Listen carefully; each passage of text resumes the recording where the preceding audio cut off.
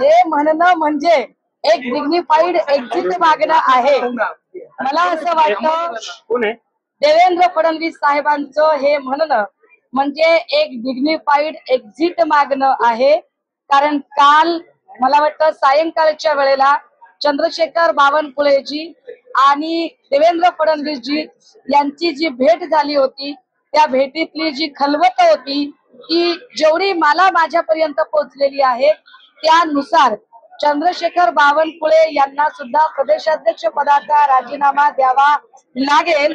या सगळ्या निवडणुकीमध्ये पक्षश्रेष्ठींपर्यंत पोहोचलेली गोष्ट की देवेंद्रजींबद्दल महाराष्ट्रात असलेली नकारात्मकता, त्या नकारात्मकतेचा फटका हा भाजपाला बसलेला आहे असे समजून भाजपा देवेंद्रजी आणि चंद्रशेखर बावनकुळे यांच्यावर एक कारवाई करण्यासाठी बहुतेक त्या तयारीत आहे।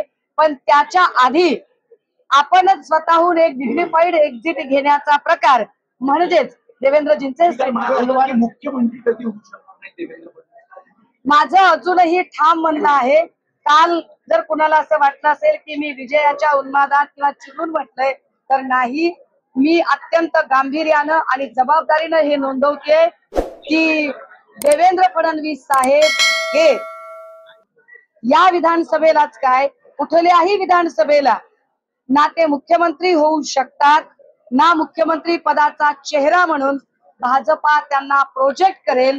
भाजपाला कदाचित मुख्यमंत्री पदाचा चेहरा म्हणून प्रोजेक्ट करायचं असेल तर एक वेळ विनोद तावडे यांचं नाव, तावडे साहेबांचं नाव पुढे येऊ शकेल, परंतु देवेंद्रजींचं नाव पुन्हा कधी मुख्यमंत्री पदासाठी येईल असं मला अजिबात